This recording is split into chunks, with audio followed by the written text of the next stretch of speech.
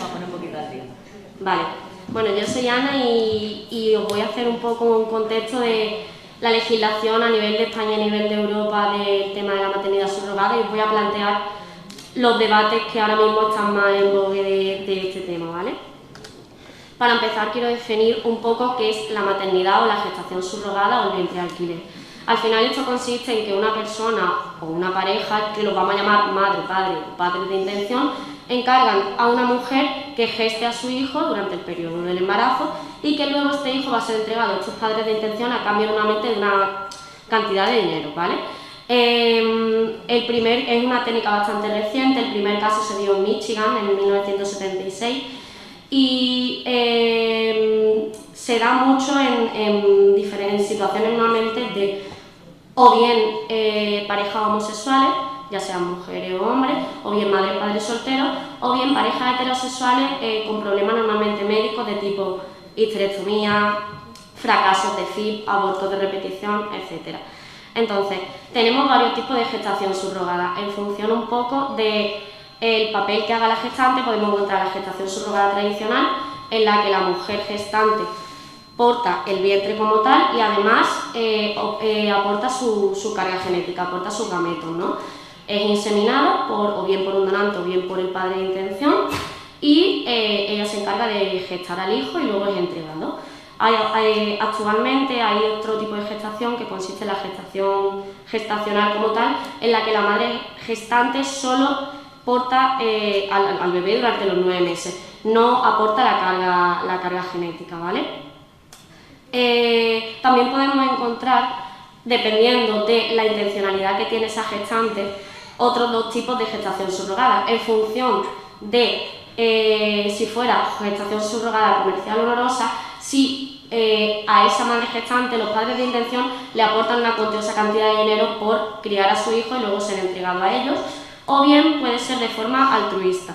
Altruista consiste en que la propia mujer, de forma por solidaridad o por empatía, gesta a ese hijo durante los 9 meses y luego es entregado a estos padres de intención, ¿vale? Bueno, quiero situar un poco de cómo está la situación de España con este tema, ¿no? Por supuesto, a nivel de la legislación, en el Código Civil está totalmente penado, ¿vale? El Código Civil lo que dice es que la madre, tanto biológica como legal, es la mujer que gesta y no la mujer que aporta los óvulos como tal. En cuanto a nuestro marco legislativo, la técnica de reproducción que tenemos, o sea, la Ley de Técnica de Reproducción Humana y Asistida de 2006, nos dice que la gestación subrogada está totalmente prohibida y totalmente negada. De hecho, esa madre gestante puede cancelar ese contrato que ha hecho con los padres de intención en cualquier momento, revocarlo, incluso cuando este niño ya ha nacido. Es verdad que en España no hay una sanción como tal que nos indique que no hay un castigo como tal ante la gestación subrogada, pero si leemos el Código Penal hay varios artículos que nos indican que si una persona o una pareja entrega un hijo a otras personas a cambio de un dinero, puede entrar en prisión de 2 a 5 años y se le puede suspender totalmente la tutela legal. Hay una problemática porque a pesar de que es totalmente ilegal en España, esta técnica se sigue produciendo en muchos otros países donde es legal. Entonces el problema es que las parejas que hagan esta técnica fuera de estos países, que sean españolas, esos niños que nacen por fruto de gestación subrogada se quedan totalmente desamparados. Entonces en 2010 la Dirección General del Registro de Notariado emitió una resolución que permitía a estos niños inscribirse como españoles siempre y cuando, un poco entre comillas, hubiera un decreto o una ley que dijera que estas mujeres gestantes que han estado en otros países se les ha respetado los derechos y tal. Simplemente por el hecho de que estos niños no se queden totalmente desamparados y por proteger al menor. Vale. Esto a nivel español. ¿Cómo nos encontramos a nivel europeo? A nivel europeo está totalmente prohibida también. Tenemos la resolución de 1989, que es un poquito antigua, a ver si la actualizan, pero viene a decir lo mismo, que se pena cualquier forma de maternidad realizada o bien bajo comisión o bien bajo mediación comercial. Está totalmente prohibido. Como podéis ver, en la gran mayoría de los países europeos está prohibido, ya sea Alemania, Portugal, Dinamarca, Suecia, España, pero hay países donde se permite la gestación subrogada de forma altruista. Es muy curioso porque, por ejemplo, en Reino Unido se permite bajo muchísimas condiciones la gestación subrogada altruista. Luego tenemos los países donde no hay leyes sobre tal, no existe, o sea, es totalmente alegal, como puede ser Polonia y República Checa. Hay países donde sí está permitido, como puede ser México, como puede ser Ucrania, algunos estados de Estados Unidos, Rusia, Kazajistán, India y Georgia. Hay algunos países de África donde no está totalmente prohibida y entonces también se practica mucho. La gestación subrogada al final es una técnica súper criticable y súper cuestionable a nivel moral, judicial, ético, en todos los niveles. Pero a pesar de esto se sigue practicando cada vez más. Entonces se nos plantean muchísimos problemas, ¿no? Y nuestros políticos pues, que tienen que estar actualizando sobre el tema, porque a pesar de que tiene muchísimas dudas y de que está prohibido en la gran parte de los países desarrollados, cada vez se practica más. Entonces yo he querido plantear aquí como 4 puntos que me han parecido bastante importantes a favor y en contra de la gestación subrogada. En primer lugar, quiero hablar del derecho a la reproducción. Las personas, los autores que están a favor, lo que dicen es que para muchísimas personas que tienen problemas generalmente médicos, puede ser la única manera de concebir un hijo. Es verdad que no existe un derecho como tal a tener hijos, pero estas personas se abogan en que puede ser la única manera que tienen para tenerlos y que se apoyan en otros derechos como puede ser el derecho al libre desarrollo de la personalidad, ya que para muchas personas es una parte fundamental para su desarrollo el tener un hijo. ¿Qué pasa en contra de la gestación subrogada? Pues otros muchos autores definen que exactamente esto, que no existe un derecho como tal a tener hijos, ¿no? Que el hecho de usar el cuerpo de una persona para concebir un hijo no es un derecho. Se dice que el intentar convertir un deseo en un derecho a costa de personas vulnerables, al final lo convierte en un privilegio y no en un derecho, ¿no? Y que los deseos no pueden estar por encima de los derechos. El deseo de querer concebir un hijo usando a una mujer, al final es tratar el vientre, la vida, como un propio producto mercantil. Hablamos también de la autonomía y libre consentimiento. Aquellas personas que apoyan la gestación subrogada opinan que la gestación subrogada está basada en el principio de la libertad, puesto que se establece un contrato, ¿no?, en el que ambas partes opinan libremente sobre la actuación que van a realizar y que las mujeres gestantes tienen la autonomía y la libertad de poder decidir sobre sí mismas, sobre su cuerpo y tomar decisiones sobre su propio cuerpo, ¿no? El hecho de decidir por ellas, sobre todo esto se apoya en la gestación subrogada altruista, se apoya en que ellas mismas decidan gestar a su hijo y tener la autonomía de darlo o no darlo, ¿no? Se basa mucho en los principios de racionalidad, de madurez y de justicia, y lo que dicen estos autores es que el hecho de la autonomía solo debería de mediar entre las dos partes del contrato. Por otra parte, y en contra de esto, lo que explican muchísimos autores es que hay muchos factores que condicionan la libre autonomía de la persona, factores como son la propia supervivencia, ¿no? Porque al final, si una mujer, que normalmente son mujeres de los sectores más vulnerables de los países donde está permitido, ¿no?, no tiene cubierto sus necesidades básicas, la autonomía y la libertad de decidir sobre su cuerpo pues se condiciona. Entonces, ¿qué pasa? Que no es del todo libre esta mujer para decidir sobre su propio cuerpo.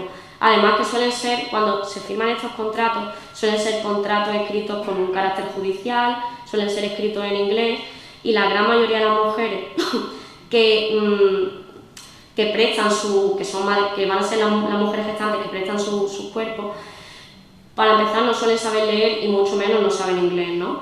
Si nos vamos a los estados de Estados Unidos donde está permitido, pasa un poco igual. No suelen ser las mujeres de altas clases las que se ofrecen para estos contratos de gestación subrogada, sino que suelen ser las mujeres de sectores más vulnerables y estamos hablando al final de un país donde derechos fundamentales como es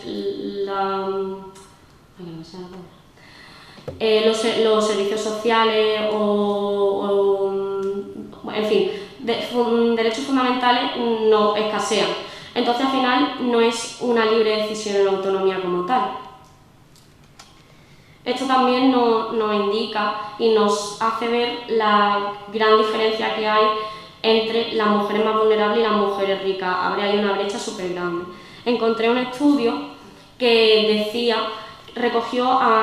hizo muchísimas encuestas a muchísimas mujeres de gestación subrogada, ¿no? Y me llamó mucho la atención porque decía que el consentimiento informado en casi ninguna de ellas estaba presente, que no sabían que iban a sufrir riesgos para su salud. La mayoría no eran conscientes de la sobrecarga hormonal en la que se iban a ver envueltas en caso, por ejemplo, de FIT.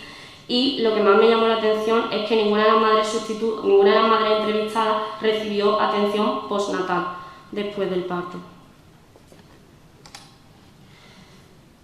En cuanto a la comercialización, a favor de la gestación subrogada, se vuelve a reiterar un poco el tema de la gestación subrogada altruista y que se establece que el dinero que se aporta a estas mujeres no debe de tratarse como un contrato, no debe de tratarse como una compraventa, sino que debe de servir para cubrir simplemente pues, las molestias que estamos acarreando al final generando un embarazo en esta mujer, las molestias de fármacos médicos, de consultas, de todas las cosas que necesite esa mujer a lo largo del embarazo y del parto. No como una compensación económica por un intercambio, ¿no?, mercantil. En contra, pues se reitera un poquito el mismo tema, ¿no?, que al final el hecho de que haya un intercambio económico por gestar un hijo hacia otras personas es tratar al hijo y a la madre gestante como un producto mercantil y que por lo menos al menos debe ser cuestionable.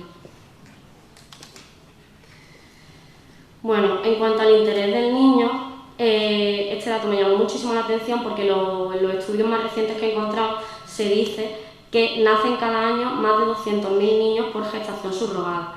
Obviamente es un dato muy inexacto porque en la mayoría de los países es totalmente ilegal, entonces se hacen estimaciones.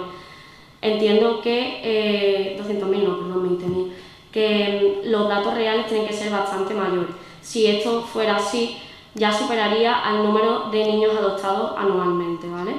Podemos encontrarnos ante diferentes situaciones en el caso de la gestación subrogada. Como he comentado antes, la madre gestante podría o no aportar su gameto. Entonces nos encontramos ante la situación, por ejemplo, de que los dos padres de intención, madre y padre, aporten su gameto y la madre gestante solo aporte el útero. Entonces la carga genética sí pertenecería a los padres de intención. Pero puede pasar también que ambos gametos pertenezcan a donantes y que la madre gestante solo aporte el útero. En este caso nos encontraríamos ante una problemática entre muchas que tiene esta situación, que es que nos encontraríamos ante tres supuestas madres, porque tendríamos una madre genética, por decirlo así, una madre gestante y una madre criante, ¿no? Y aquí se plantea la problemática de hasta qué punto quién es más madre y por qué. En otra situación nos podríamos encontrar también de que el propio padre de intención aportara los espermatozoides y la madre gestante aportara el vientre y el óvulo, por decirlo así. Este niño sería genéticamente procedente del padre, pero no de la madre de intención. Entonces, si esto se produjera, por supuesto, en un país fuera de España, porque aquí es ilegal, este niño sí podría ser inscrito legalmente en el registro por el padre, pero tendría muchos problemas para la madre de intención. Y por último, el caso que más quiero recalcar, porque ahora quiero hablar un poco de él, es que el espermatozoide sea de un donante y la propia gestante aporte el vientre y el gameto. Entonces, en esta situación ninguno de los padres de intención aportan gameto. ¿Qué nos diferencia esta situación con una adopción? ¿Qué diferencia hay realmente entre una adopción y una gestación subrogada? El debate es súper complicado y está lleno de matices, ¿no? Yo quería aquí tratar un par de temas diferentes un poco entre adopción y gestación subrogada por haceros un poco de pensar. Porque por una parte podríamos hablar de la intencionalidad de la madre gestante o de la madre que va a dar en adopción al bebé, ¿no? Está claro que, por ejemplo, en la madre gestante, desde un principio ella conoce que ese bebé lo va a dar, ¿no?, a otra persona. Y en el caso de la madre que va a dar en adopción, pueden pasar mil motivos, puede darse en cualquier situación que decida, por el motivo que sea, dar en adopción a este niño. Pero si fuera al contrario, si habláramos de padres de adopción y padres de intención, ahí la línea está bastante más complicada, porque al final ambos padres quieren lo mismo. Al final la intencionalidad de ambos viene a ser el querer tener un hijo. Entonces, el debate está lleno de matices, porque no es tan fácil posicionarse un poco. Y claro, tendríamos que ver el caso en el que nos encontráramos en función del tipo de gestación subrogada, de cómo se ha hecho y tal. El interés económico también podría ser una diferencia entre una cosa y otra, pero al final en ambos, tanto en una adopción como en una gestación subrogada, en ambos se aporta un capital económico para tener un hijo, ya sea de una forma o de otra. Con esto lo único que quiero es crear un poco de debate y que le deis que pensábamos. Yo no estoy aquí poniéndome en una situación ni en otra. Bueno, ya para terminar, he querido tratar un poco el tema de la matrona con la gestación subrogada, y he buscado un estudio en el que se valora si la propia gestación subrogada aumenta el riesgo en el embarazo, valorando la hipertensión, la prematuridad, el bajo riesgo al nacer, la anomalía fetal, el aumento de cesárea y la muerte perinatal. Y lo que se ha comprobado después de hacer este estudio es que no aumenta para nada el riesgo en el embarazo, porque suelen ser mujeres muy sanas, suelen ser mujeres jóvenes con un solo embrión implantado y no suelen tener más de 3 cesáreas anteriores. Por lo tanto, estos partos de forma natural y de forma general son partos de matrona, ¿vale?, porque suelen ser partos de bajo riesgo al nacer.